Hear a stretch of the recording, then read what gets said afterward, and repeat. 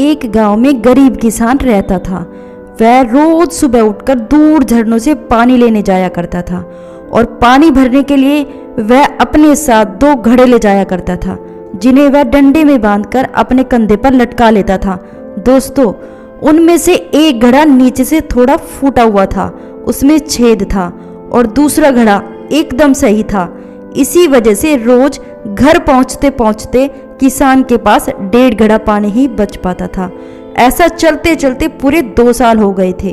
दोस्तों, जो सही घड़ा था उसे इस बात का घमंड था कि वह पूरा का पूरा पानी घर पहुंचाता है और उसके अंदर कोई कमी नहीं है।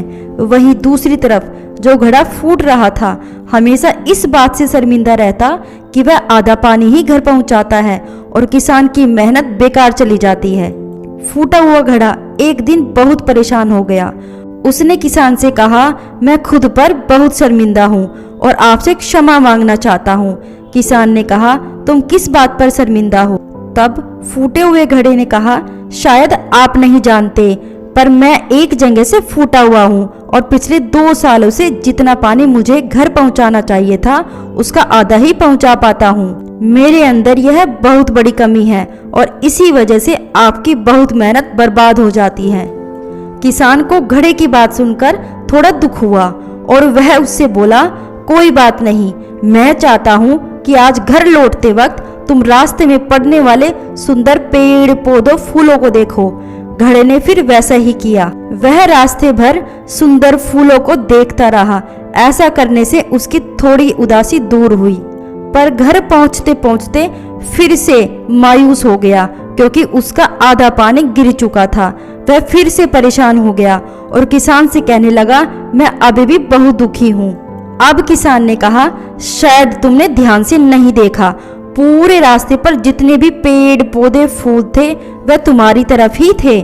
सही घड़े की तरफ एक भी फूल पेड़ पौधा नहीं था, क्योंकि मैं हमेशा से ही तुम्हारे अंदर की कमी को जानता था। मैंने उसका उपयोग किया। मैंने तुम्हारी तरफ वाले रास्ते पर रंग बिरंगे फूल पेड़ पौधे उगा दिए और तुम रोज थोड़ा थोड़ा करके उन्हें पानी देते रहे और तुमने पूरे रास्ते को इतना खूबसूरत बना दिया। आज तुम्हारी वजह से ही मैं इन फूलों को भगवान पर अर्पित कर पाता हूँ, अपना घर सुंदर बना पाता हूँ। तुम ही सोचो, अगर तुम जैसे हो वैसे नहीं होते तो क्या मैं ये सब कर पाता? अब फूटे हुए घड़े को सब कुछ समझ में आ गया था। अब वह शांत था। दोस्तों, यह छोटी सी कहानी हमें प्रेरणा देती है कि सभी व्यक्तियों में कोई न कोई कमी जरूर होती है और यही कमी हमें दूसरों से अलग बनाती है। दोस्तों, इस दुनिया में बहुत सारे लोग हैं जिनको सिर्फ दूसरों में ही कमियां नजर आती हैं।